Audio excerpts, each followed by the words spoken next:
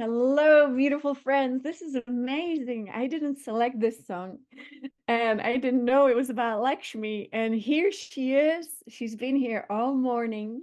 And I wanted to share a little story. I like telling stories, you must probably know by now. But what I like about stories is not sharing exactly just information or knowledge.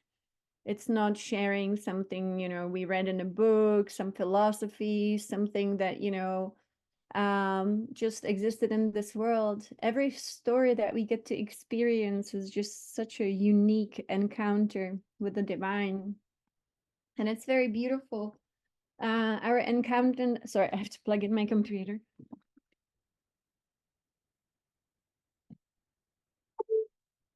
I think, millions of us, of course, in this world are here on a mission.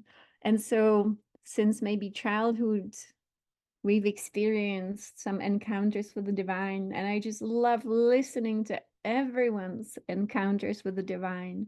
That's why we have the beautiful autobiography of a yogi where Yogananda, describes in such great language, poetic language, divine language, all his encounters with the divine. And these stories, when we bring them together, they give us a better picture of what cosmos is, what the divine is. And so please keep telling your beautiful stories. To me, stories also teach us and they can give us hope, which sometimes is important in this world. They give us inspiration, they give us motivation, and they are easy to remember, much easier than information that maybe we didn't experience ourselves. And so the story of the mother. Why are we even here in this ascension process? Divine Mother. She, of course, has appeared to many in this world. And it's so wonderful because, of course, there is no trademark. It's not like she belongs to anyone because she belongs to all of us. And actually, we belong to her, all of us. And so um, I always share how I first met her and how she then shapeshift. And she shapeshifted into many different versions of herself, many different forms. And it was very puzzling. How can she be all these things? And how can she be in all things, actually? How can she be in all of cosmos and be all of cosmic consciousness? And one day I met with an amazing mystic, and he also got to encounter Divine Mother. And I asked him, so, but where does she live? Because if she can come as a being like Lakshmi or Shakti or Green Tara or Pallas Athena, where does she live? And he laughed and he said, of course, she lives everywhere. There's not just one place where she is, she's everywhere. And so, okay, my little human brain was trying to place her somewhere, but she is everywhere. But the fun thing is that she can actually manifest in a form. And one day she manifested in this beautiful form of a Lakshmi. And it was, I don't know if you remember, I know I shared it, it was a few months ago, but maybe even last year, I don't know exactly. And she said, I'm always on these calls with you guys. Even though it's called the Green Tower, she said, I, Lakshmi, am always on all of these calls. And I thought of her so deeply today and just feeling so honored because, for example, Yogananda, he had these beautiful divine chants that we spoke about where he so passionately just um how would we say it? What's a good English word for this? Where he truly, he exudes the love for the divine. He's so in love with the divine. It's the divine romance for him. And he was speaking about how he just wants to be on Divine Mother's lap. And he just wants to sit in her lap like her baby. And so it's a wonderful actually thing because Divine Mother does it. You can actually sit in her lap, and when you do, you turn into her baby. You're a little child again in her lap. It's quite amazing. And so every day, if we can just sit in her lap for a moment and just remember who we are and remember through her love. And so she said that she was going to be on all these calls. So this morning I remembered and I wanted to quickly bring up her picture. And then I went outside to meditate and I said, Divine Mother, you always know which song is the best. And she gives me like instant information and she's like, okay, this song. And so I have to go and find, and she tells me this is what the cover looks like and this will be the song. And even if I don't know the song, she will tell me which one she wants. And so I just clicked on it the way she said I should. And it's funny that it was a song about Lakshmi. And that made me laugh so much. And even better, the song is called Bliss. And so this is, the lovely synchronicities, of course. What are synchronicities after all? Synchronicities are the language of the mother. And why is it? The mother is the flow. The mother is the Tao. The mother is the way. The mother is the river of rainbow light. The mother has a flow that flows like that serpent, the dragon, through cosmos, through things, through situation, through people. And she wants to flow gracefully. You see, she wants to keep moving. She is the wave form of rainbow light moving through cosmos. She doesn't like to be stopped. She doesn't like when there are obstacles in her way. She wants to flow. And the flow is what creates synchronicities. It is what creates miracles. Because the flow is a certain direction, it always is a direction of expansion.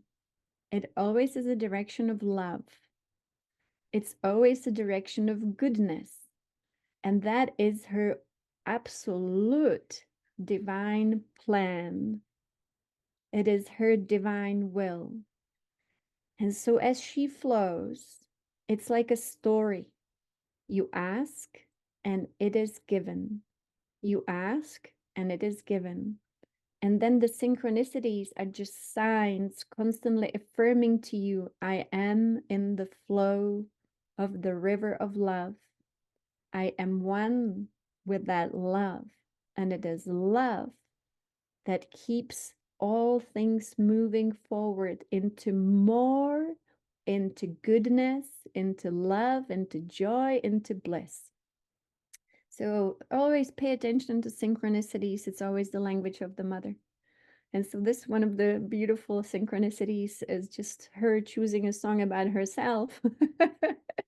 And then that being bliss. And we will speak about bliss today. So where is bliss? Raven, that's a great picture. I love it. This is the Divine Mother, the Rainbow Bridge. Yeah. And so beautiful. We are here expanding into more and more of bliss. The bliss is always within the divine self, available to us.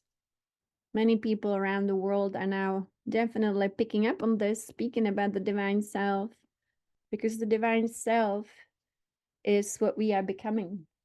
This is the most exciting transformation of the human being that I can think of. One way that Divine Mother made me think of this is that we have been sick. We have been disconnected. We have identified with the most limited illusionary version of our being. And so that is like sickness. But now we experience pure divine health. Health meaning well-being on all levels. I don't mean just physically. And as you know, if you've ever been sick physically and then you got healthy, then you value your health more than the person who's always been healthy because they take it for granted. And so imagine the joy of becoming whole again, of being well again. And we cannot be so well without the divine self. That's the illusion of being well. That's actually still being sick. Only when we are with the divine self, we are truly well and truly whole. The ascension mystery is that it is called ascension through the body. And we started to speak about a little bit what happened to the physical body, how it actually was polluted by these nefarious energies from cosmos, from beings that didn't have really their will aligned with divine plan. They didn't want to be part of the divine plan. They didn't want to be part of divine will. And again, it's just describing the past, but it's good to understand that it created this chemistry here on planet Earth, which actually perpetuated complete illusion. Service to self, exactly. And so when they possess the body, they truly integrate it into the body. Now, this is a very strange thing. I sometimes don't like to think about the, well, I like to think about it, but I don't like to talk about it. But I'm gonna talk about it a little bit today because, it's part of the transformation here. There was an energy of what we call antichrist. And I only speak about because I got to meet, people say it's energy, but I actually met a being who I would call the antichrist. And that's the only title I could give to this being. That's all I could tell you about it. And the being was extremely beautiful physically. It was a male being, and it was not of this earth. It was a cosmic being. And it really surprised me. I met this being, I think, around 2020, 2021. And this being was what we would call the false god, pretending to be so perfect through physical, actually, beauty. And that's why, it's good to look within, not on the physical shell. And so this being came into this world, and I could see all of this through time and space, so I cannot tell you exactly when it was, but I experienced it around 2020, 2021. And so the Antichrist came into this world pretending to be our Father God. And I was so puzzled when I saw this being, because what puzzled me about this being the most, he, because it was male, didn't want our souls. When people say, oh, the devil wants our souls, and I couldn't even tell you that it was the devil, it was just Antichrist. This being didn't want our souls. This being wanted our bodies. And I thought, how does that make sense? Why would the Antichrist want the physical bodies of humanity? It didn't make any sense to me until I meditated on this deeply, and Yogananda came to me and started explaining a few things about the body. How the body originally was a pure receiver of cosmic energies. How the body was a pure receiver of planetary energies. How the body was a tool for our divine self, which is the spirit. How the body was originally a tool, a really important tool for the I am presence to actually embody the divine self. And that the body that we have, you and me, is actually the body that is of nature. Yeah, Gurka, how do you know these things? You know everything. I always go to Gurga because he read everything from Yogananda, which is amazing to have such a historian, librarian of so much knowledge. Yeah, the Antichrist, as Gurga says, he's so appealing, so charismatic, so convincing. It was very strange. But again, I'm not a conspiracist in any way, but I wanted to tell you exactly what happened because we are emerging from that. Thank you. We are emerging from this. So think about it this way. I like to think about it this way. What is it about the body that is so unique that these nefarious beings would want to actually have a biological, natural, organic body in this world? And they couldn't care less about the soul. Dorothy, you too, my love. Exactly. So that brings me back to the incredible mystery of embodying your divine self through your physical body, and why we have been going through the liberation of the physical body since 2020.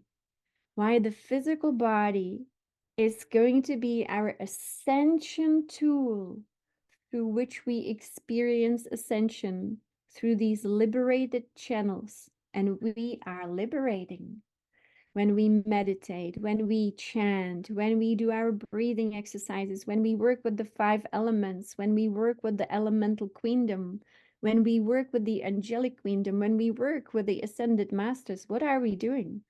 We are liberating the body from these different types of possessions that we actually became so accustomed to that they became normal, but not natural. Not natural. And so when I almost fell for it too, because when I saw this being, it was like, oh my gosh, this must be Divine Father in a body. And then suddenly I felt the energy and I was like, no, no, no, this is a trick. This is a trick. The pretty face is not divine. And so, anyway, with the physical body, our DNA was also, as you know, messed with. We were releasing these enslavement codes from our DNA in 2020. I had so many experiences that were so like out of this world. I could not understand what's going on in 2020 when so many wonderful beings, truly wonderful beings, not those tricksters, were coming and always were checking the state of DNA in our blood. They were checking, how pure our blood is. And I really mean the blood, like real blood. And Yogananda told me that we will soon discover the true mystery of our blood. We might not I personally don't fully understand the mystery of blood, but I know Yogananda told us that we will discover it, and that the blood plays an important role. It's a physical occurrence in us. It is a physical substance within us, and yet it is mysterious, divine. Our spirit is actually communicating to us through our blood, and that's why it's important to have pure blood. Pure blood doesn't mean that we come from a certain bloodline, even though we do have different codings within us. And that's what also determines our consciousness. I've learned that in higher realms. We do have divine codes in our DNA, in our bloodstream. And so our bloodstream is then magnetic to certain energies.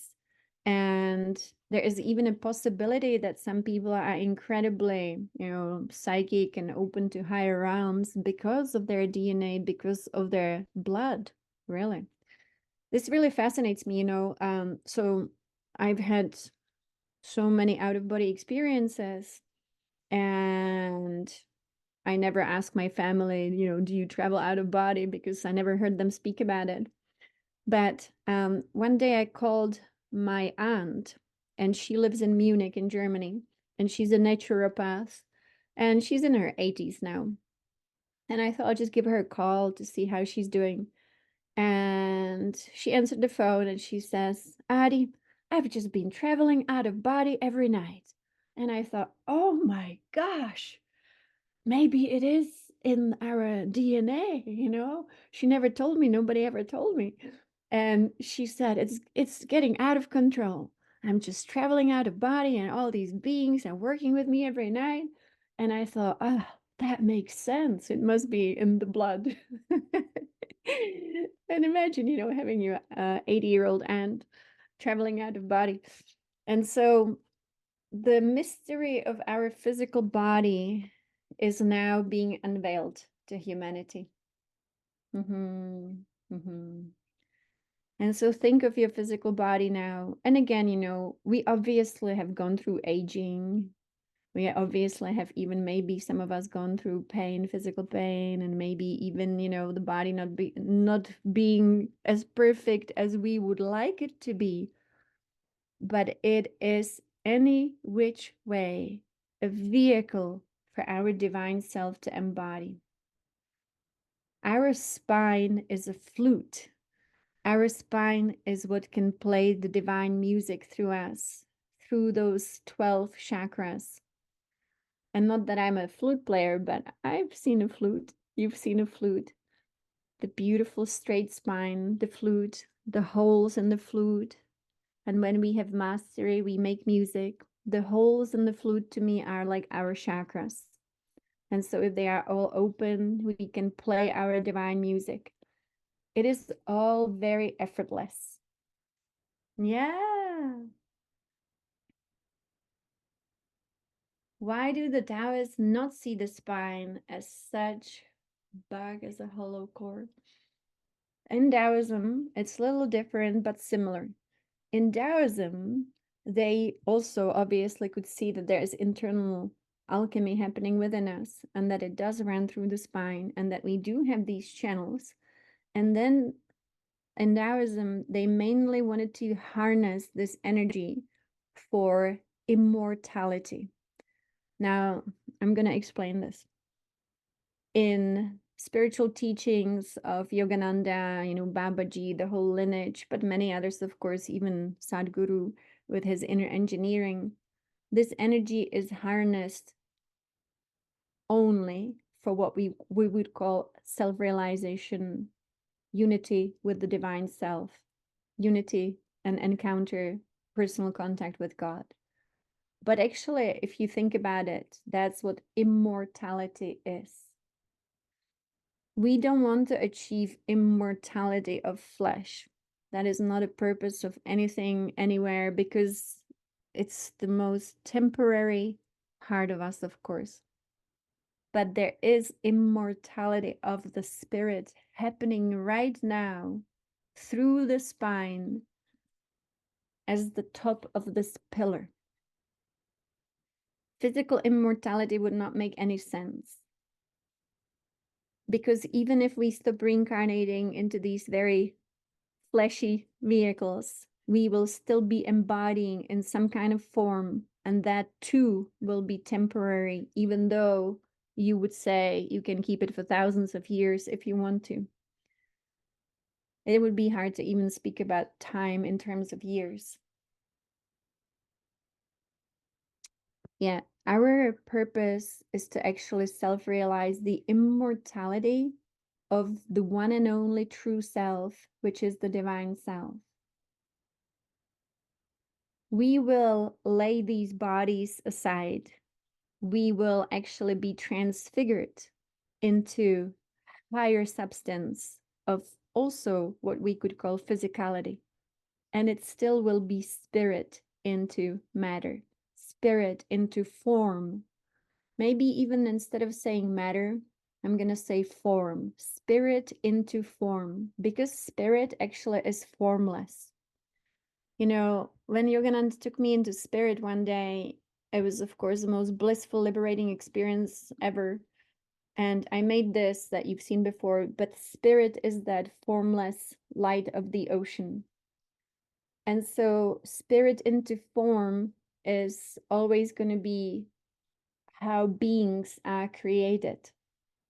Because if a being becomes formless too, becomes one with the spirit completely, they dissolve into cosmic consciousness, which is wonderful. And it's not like game over.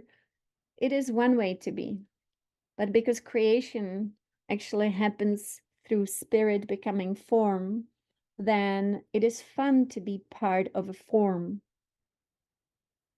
and not to be identified with any form at the same time. When we identify with a form and say, I am this woman, I am this man, we lose consciousness of our true formlessness, which is immortal, and that is our spirit self. And knowing that all of it can operate all at once, but the key is to be centered in your immortal self. That is even now, like let's say you are a mother, you are a father, you a person in this world, husband, wife, child, this and that. We are always meant to transcend that identity, which is so temporary, and to see it as a character that is here, so what? But at the same time, to be constantly identified with your spirit self, which is your highest self, which is your divine self, which is your I am presence, which is your God self. Imagine how different that would then work in this world. If you, as a character, are always one with the luminous sun of your divine self, and you feel a little bit like uh, like a marionette, and you are moved and animated by the spirit and your soul, the mother and the father within you.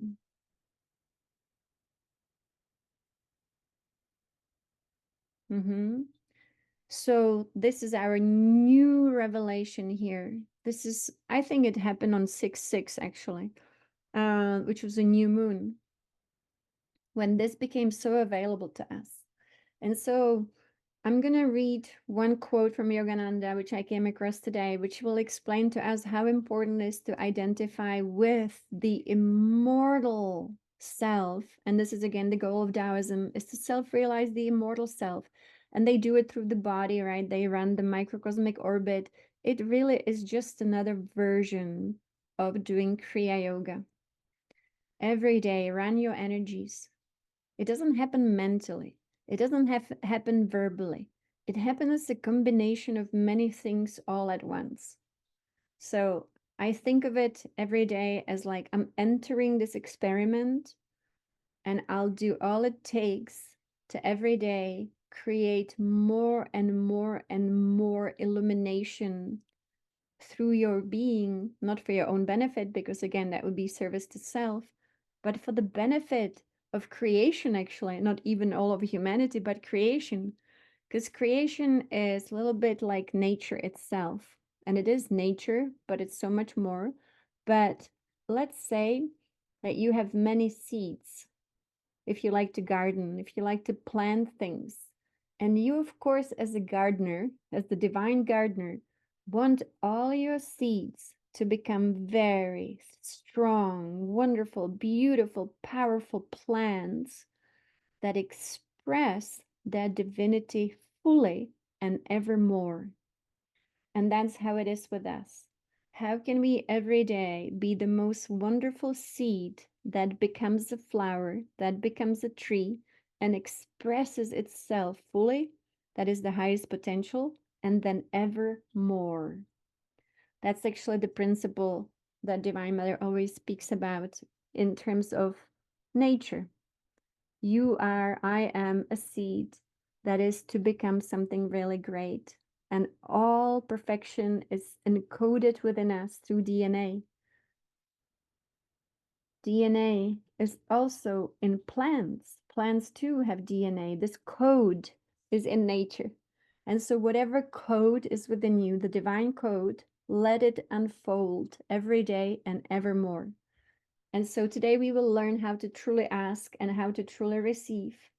And I will read a little quote here from Yogananda, which so perfectly describes all of this.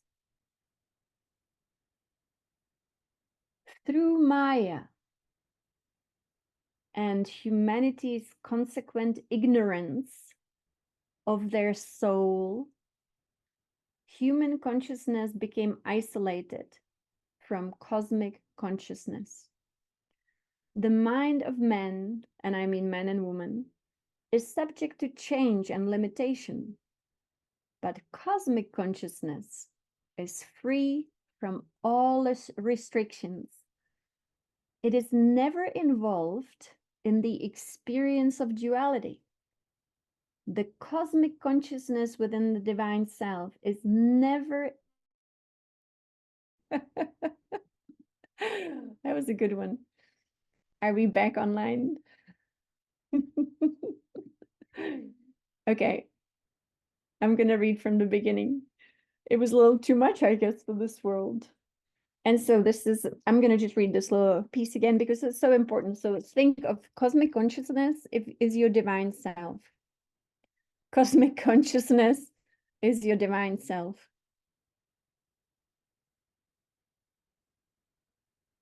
Human so-called consciousness, but mainly unconsciousness, is the human being down here unless they self-realize. And so once again, let's see, maybe this time. Through Maya and humanity's consequent ignorance of their soul, human consciousness became isolated from cosmic consciousness. The mind of men and women, of course, is subject to change and limitation, but cosmic consciousness is completely free from all restrictions. It has never been involved in the experience of duality. Cosmic consciousness as our divine self has never been involved in the experience of death or life, disease or health, fleeting sorrow or fleeting joy. In the divine mind, an unchangeable perception of bliss is ever present. And so let's look at it. By looking at this picture, but again, because you've seen this picture, let's look at this picture. That's a good one too. A ho to that. Through Maya, let's look at Maya, what Maya looks like. Maya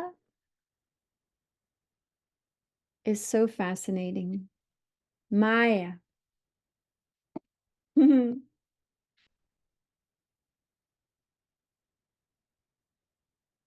This is the most wonderful diagram of creation. As you know, my stories, I share them all again and again, and the new ones that come.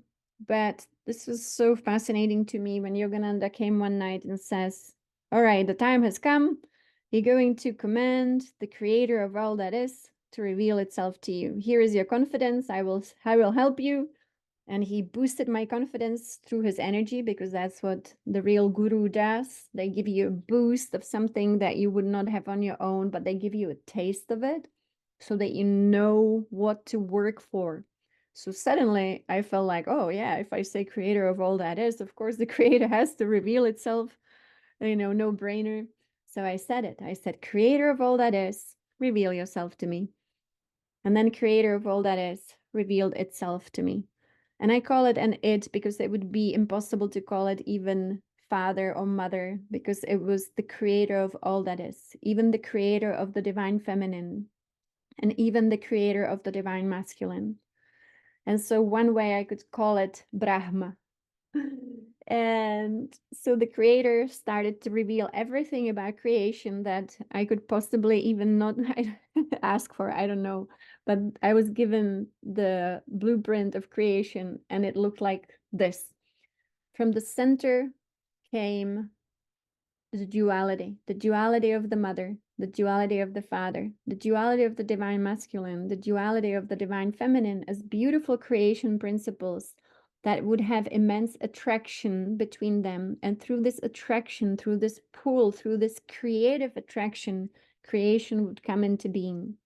And so that's how the one became two. And that created the Holy Trinity, really, because from one, two came together, that created Trinity. But the center point remained in the center, unmovable, unchanging, without becoming anything and yet becoming everything. The sound of the center I could hear was mu, which later I found in Zen Buddhism actually is a thing, which means nothingness. But it is a nothingness that also contains absolutely everythingness. To me, the center point is what people call the 0 point. It is also Christ consciousness, and I only can give it that label. We can call it Krishna consciousness, but it is what we call Christ, not as Jesus, not as any being, but as energy, as intelligence, as the truth, as the path in the middle, as actually the way beyond all of what seems to be creation. There is that one point which is our home, where there is no creation, and yet all of creation originates in this point. So I got all this information from the creator of all that is, and so much more than this. But when this was created, it was perfection. That's what perpetuates creation. So beings who know this, they know how to operate it. You could say that creation also is basically a dream, because it's the dream of the center point to become all that is, and to see all the different options and possibilities that can emanate from this creative tension of the magnetism of the mother and the father. And so in this world, it became actually illusion, because many, if not all of us, lost connection with the center. And we became identified with creation itself and the manifestations of actually the conditions. And in this world, we call it duality, but I call it distorted duality, because it trapped us in the swinging of the pendulum. We put the nice things in one of these loops and all the things that we desired in this world. And then we put all the things we didn't desire, didn't want, didn't like, and maybe even hated in the other loop. And then we started to live disconnected from the wholeness, but also disconnected from the center. And we kind of just shifted into one loop. And we said, I only want the nice things, of course. I only want the conditions that please me. I only want to be here because I'm a human being with a lot of fear, and I have a fear of losing these conditions. And so this is where I want to stay. And then some other beings, the opposite beings, they were like, oh, we are very evil. We are very, we hate this and we hate that. And they would go into the other loop. And then these two teams would start pointing at each other. I don't like you, but I don't like you either. And so that was the illusion here. So we got caught up in this, right? But this is the end of it. And so when you think about it, through Maya and humanity's consequent ignorance of their soul, human consciousness became isolated from cosmic consciousness.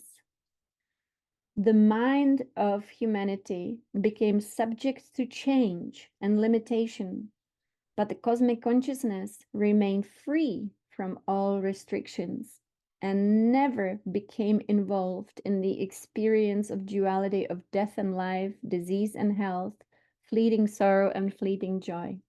So this is profound, because that means we now know the only way out and beyond is through the middle point, which is very simple.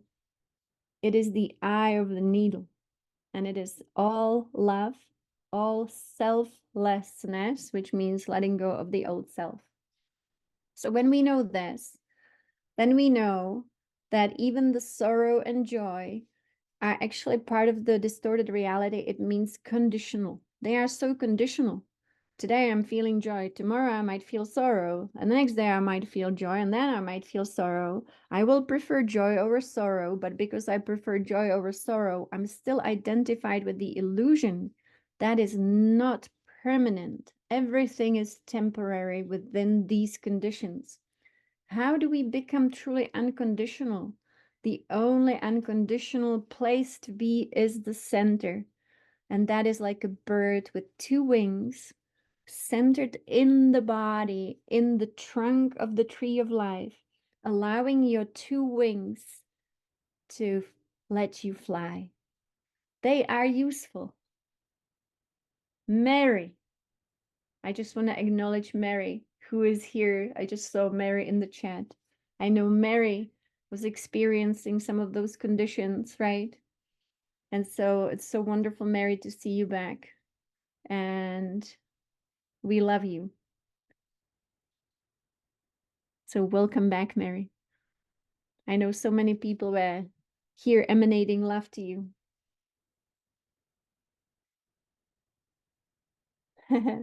So the door is wide open in the middle. The prison is the loop.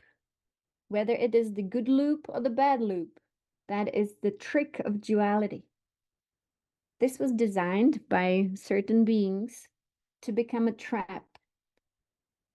And again, second coming of Christ describes this so beautifully. But the door out of the prison of distorted duality is the middle, complete surrender to source. Complete surrender to source. Now, what is source for us? It is our divine self. So we've been working with Daniel to create, this beautiful visual of our divine self emanating to us as human beings, the 12 aspects of divinity, the majestic circle of the 12. And so, with the highest quality being opal, I am is the answer. I am is actually the door. We are beings with 12 chakra systems. And speaking of the body, one day during COVID, I felt it was such a blessing because many of us didn't have to go back to work and we could work from home and we didn't have to drive to places and just gave us so much more time to do the things we love. And so hopefully that was your experience as well. And so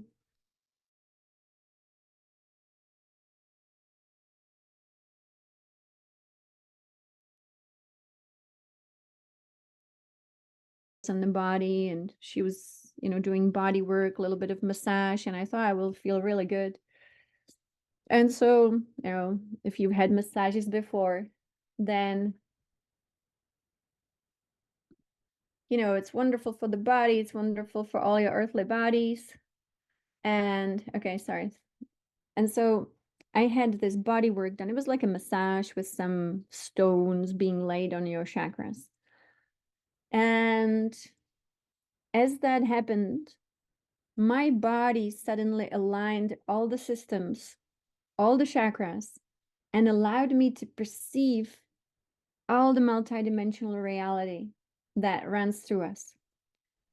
And I never understood this. I thought, how is this even possible? What happened? How can a massage and putting some stones on your chakras allow you to completely perceive 12 dimensions all at once? But, as as we move through this ascension process, a lot of things become clear to us. And one of them is that the body itself is a receiver of the divine self. And when the body is perfectly aligned through whatever body work you do, I always recommend Qigong. And of course, many of you do yoga and stretching and dancing, whatever that is. When the physicality of us is liberated, and when it aligns like this, the divine self can simply, through the laws of physics, flow right in. And so that was my experience. Suddenly, the divine self flew right in. And that is, what gives us suddenly the experience of who we truly are. Isn't that amazing? Yeah. And so it comes through the body. And so it made sense that, there were energies in this world that wanted the physical body not to be receiving the divine self. But again, this is the time of the divine self. And so how do we go and shop for free with no money, unlimitedly, in the land of splendor, of divine self, where the divine self has it all? Please know, it's very simple. Everything now should be very simple. All that was difficult was only difficult because we didn't have this incredible structure fully available to us like we do now. This will become available to us more and more and more, but actually now is the time. Now is the time to have so much fun being who you are. In this world, many of us struggled with self-love. I definitely struggled with self-love, as I always say, when we emerge sometimes from our childhood and things maybe were not so perfect. It was hard to even know what it means to have some kind of self-love. I think self is even like, who am I? How can I love this person down here? So just good to know. I know. But now, this is the revelation of self-love. Self-love cannot be found at the level of the human only, meaning the disconnected person from the divine self. But once we reconnect with the divine self, you absolutely fall in love with your true self, which is your divine self. And the divine self is pure divine love, and that is your true self. And so self-love becomes our nature. I recommend not trying to find self-love at the level of the personality, because the personality is just like a coat. You're gonna call it a cloak. You can just take it off, and you will. This personality is very, very temporary. And so the more we actually transmute the cloak of the very temporary personality self, the more the true self can just be that love. And I again think it's the divine romance, self-love. So in love with your divine self, that is you. That is true self-love. And it comes to you naturally. It really does. And then everything else comes naturally, because this is our natural design. And so let's go shopping. The way that this works is really having to remember how wonderful it is to be a child. How wonderful, hopefully everybody got to have some wonderful days when you were a child and you got to play and you got to be with friends. And even if you didn't have toys, it was just nice to run around and be ecstatic. That was the divine self moving through the body. I find that as children, we had so much life force. We had so much mother moving through us. We had so much rainbow light moving through us that we often felt blissful ecstasy being in the body. And let me know in the chat if you experienced that as a child.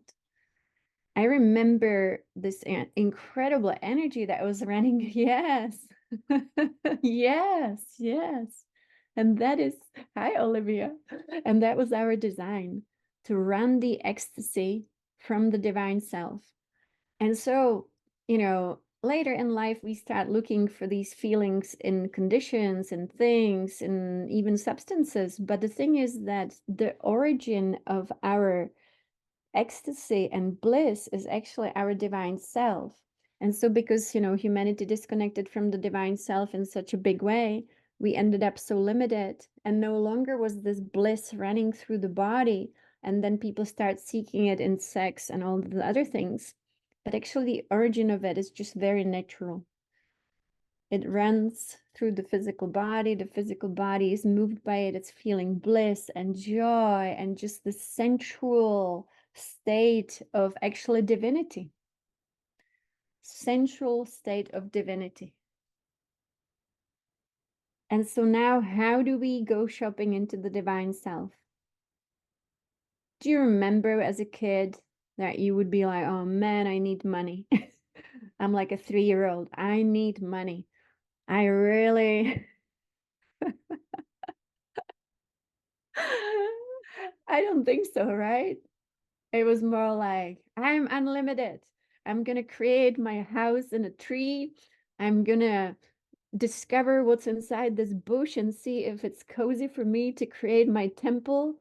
Every stone is going to be my toy. This flower will be my friend. This cat will be the source of the greatest entertainment in my life. That's how we now need to go shopping inside the divine self, with this kind of attitude of an unburdened consciousness, unburdened heart, unburdened mind. So you go again like the 3-year-old that we all have still within us, who is completely unlimited, thinks outside the box, doesn't know any limitation, doesn't know money, doesn't understand money. That's really good. And goes directly to create, to be the creator being that we are. Know that your divine self doesn't know money. That would be so silly. The divine self, though, is pure abundance of all the good things, and it is the creator that you are. That means it's unlimited, and all the solutions, all the outcomes, all the manifestations, all the creation already exists at the level of the divine self.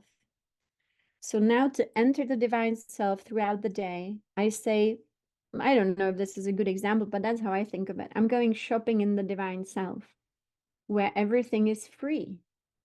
I go with no need, no want. We go with desireless desire, just like a child.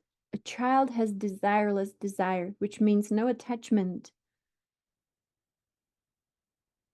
In a way, no need. Like, I really need this. I can't be without this. The child is not like that.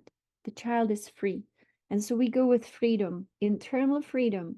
Now you enter the land of splendor. And again, I like to picture it like this. The shelves are completely full and infinite, and only perfection exists within the divine self. And now you have to choose with love, the love that the child within you knows. That love which is so innocent, so playful, so fun, so free. And now you can truly take it all as long as you're choosing with selflessness, non-attachment, and through love. I would love this. Oh yeah, I would love this. I would love this. I would love this and this and this and this. But not as a consumer, but as a divine child who can have it all because it all exists. And now it's time to play and have fun with it. If you do this, and if I do it, we will have so much fun. But again, it's the non-attachment, no greed, no self-centeredness, no fear, no worry, no concern, and also leaving the mind behind. That is the key too. We all probably still have a little bit of the old mind, which likes to calculate. And that mind also is like, yeah, but this didn't work last time. How is this going to work this time? But that is again the mind, right? The little devil. And so we want to leave that mind behind and go mindless. Free your mind. Now is the time. Just do it. The mindlessness is very good because it's the childlike mind. Just to make it more interesting, what happened in the past is that the mind was also unnatural. Jason Mraz, okay, have it all. We're gonna listen. So this is so fun. We cannot fail. We might need to practice to get really good at this, but this will be the way forward. The solution already exists. There is nothing we need to invent. The inventions all have been invented and exist within the divine mind. The divine mind is the mind of the divine self. It is completely connected to the divine mind of God. All has already been invented. We are just downloading inventions, like the fool, exactly, David. And so this is it. That's it. Yes, mindless, fearless, be free, be free. Thank you, Marty. That's exactly what it is. So, okay, should we go shopping now? You understand, and I understand that we might need to adjust a little bit, especially because, we've had beings here who introduced the monetary system the way they did. The monetary system was and still is operated by those beings. They like to keep us that way. I might speak about it soon to actually explain how it all works, these other beings. But just for now to know, the divine self doesn't have any currency. Not even whatever it is, crypto, nothing. The divine self is a creator being. The creator being doesn't need something between itself and creation. It doesn't need to buy stuff. It just is all the stuff. It is all the experiences. It is all the conditions, but all perfect. All perfect. If beings know how to create, they do not buy. If beings have this amazing potential to download, and truly it is downloading, it's bringing down anything they want from the infinite without any greed, because it's infinite, then there is enough for all and much more than that, because this is the land of bounty within us. So, once again, we want to align our structure because we are beings inside this elevator. And we are on the 3rd floor of this structure, so we need to rise. I found the best way to go is through Om, chanting your Oms, getting higher and higher and higher and higher and higher till you break through, you end up in your divine self. And now, let's say you want something that is physical, but you have to go with just choosing through love. Oh, I would love this, but not just I would love to bring this down to humanity. So I will show you how I failed so that you see how actually polluted our mind can be, just so that you don't do the same thing. So I was driving in the Bay Area here around San Francisco, and I saw very dirty air. And of course, as soon as I saw dirty air, I was like, oh, the air is dirty. Let's go and download clean air. But I was going into my divine self, downloading clean air by thinking about how dirty the air is. Of course, that cannot work. You see, if I go polluted, just like the air was polluted, I cannot get my clean air. The only way to get clean air is to be clean.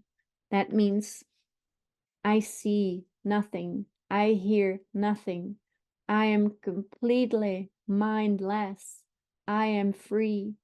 I only know the divine self and the clean air that exists within the divine self, and then I can download it. So again, this is so wonderful. Even the failures are so great because it's a teaching, right? Yes, beautiful.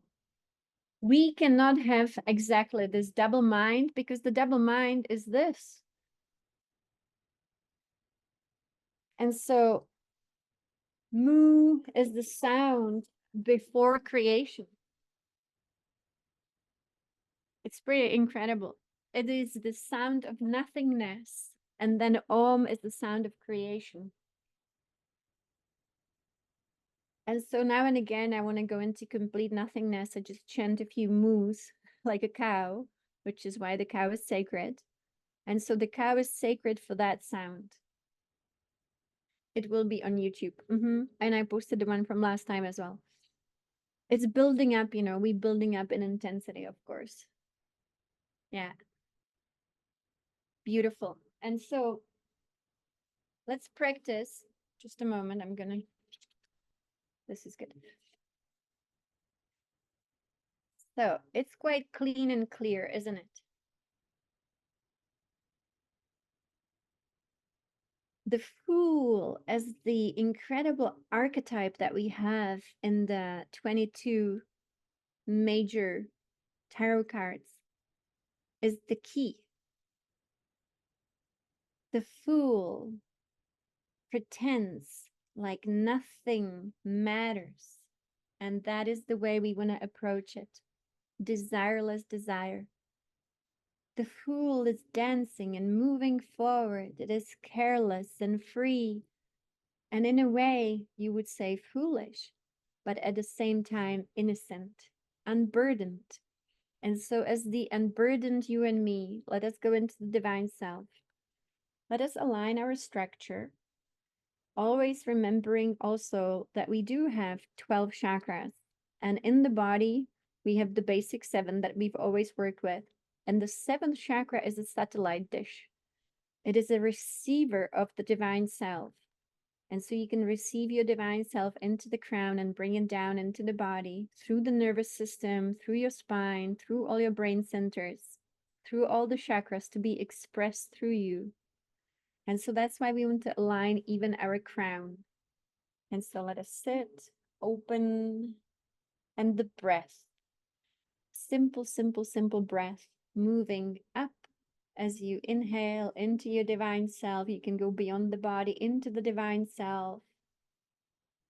Kiss your divine self, hug your divine self, become one with the divine self, and look around in this land of splendor. And then look at all the infinity of perfection with no limitation. And so when we leave the mind behind, we are like a child in a divine toy store in awe.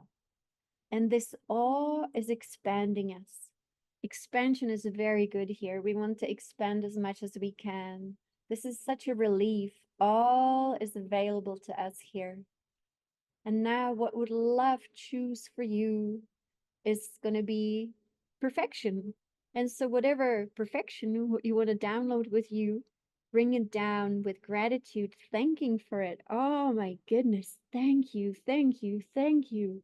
And just take it and bring it down with you through this beautiful elevator, back down into this world.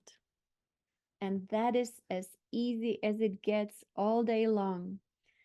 If you have to face something in this world, face it with your eyes closed, unless you're driving. And then immediately just go and get your solution. Go shopping all the time, all day long. Shop, shop, shop, shop, shop. And this is actually bringing spirit into matter, bringing spirit into form, blessing this world. Yeah, it's fun. And again, think of it in terms of creation. This is creation at its best. Easy, effortless. And again, Yogananda, when he discovered this within himself and he ended up in his divine self, as you know, he said he was only bringing solution for the divine work he was doing here because he felt he was on a mission. Beautiful, beautiful. And yes, you might see rainbow. Rainbow might start manifesting around you. And so the rainbow is the light of your divine self, of course. And so Yogananda would only go shopping for the things and the situations and the solutions that would help his mission here because he was on a mission. He felt like he was truly assigned, right? Because we are all assigned on these divine missions. And so together we fulfill them. And then one of the things he asked for was also, be thou with me always. Be thou with me always. Be thou the divine self, and through that, all the divine with me always. Yeah. So this is pretty amazing. Since Gurga mentioned Babaji, I was visited by Babaji twice in this lifetime, even though I was calling him, ever since I knew about Babaji, I was calling Babaji, but he never came until recently. But one time when he came, he taught me how when we rub the top of our head, our crown, the fontanelle, for a few moments, but really rub it quite vigorously, but of course not to a point that it would hurt. But he said that helps with the receiving of this structure into the body. And so now and again, when I'm trying to connect a little deeper, I just rub the top of my head. And then when I said, it creates, is it called the fontanelle? And it creates a better opening to cosmic consciousness. So, it's yoga. And again, taught by Babaji. And so here we have it. So it's 12:12 here.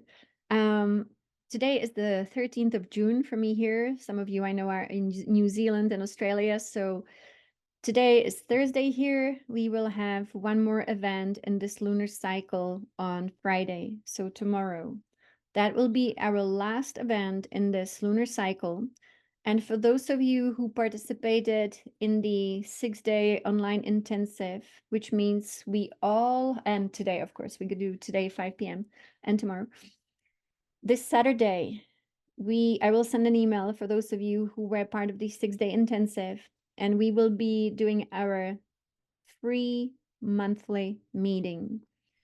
This, I came up with this, like it just came to me as an idea, and I thought this is actually brilliant what our divine self is now allowing us to do. That when we have these tools from Orin and Daben, and we are registered as students, which is something that we all had to do, right, when we registered for the 6-day intensive, this now allows us to actually gather online and to keep doing this work for free. And I was thinking monthly meetings. So we have the permission from the foundation, which now runs Orin and Deben, since Sanaya and Dwayne are no longer here on this planet. We have the permission to work with some of these tools in the same format. So I was asked by the foundation several times, and yesterday again, if you wish to study with us here as a group, don't go directly to Orin and Deben because their system is not set up for that. But we will first gather here as students together, and then we will register everyone. I will do that through Orin and Daban so that they have us registered as one group. This then allows us to keep doing the work together. And of course, we can gather anytime we want and keep working with these tools. So for those of you who were part of the 6-day intensive, you will receive an email from me for Saturday. On Saturday, again, if you again participated in this, it will be an online retreat, completely free. And we will do actually 4 meditations with Orin, 2 in the morning, 2 in the afternoon, and they will be different. So you can actually participate in both, right? And have 4 different experiences with Orin. For those of you who have not been part of this, and we will be offering another 6-day intensive in July, then another one in October, and another one in December. I'm leaving it like every 2 months right now so that we have time to integrate and we have time also to recover. And for some of us, that is needed, integration, and do our work on our own. Wonderful. So everything will be in an email. And so I look forward to being with you again. It will be at 5 p.m. today, and then tomorrow, our last day of this lunar cycle. And so thank you so much. Many blessings. I will post the replay on YouTube.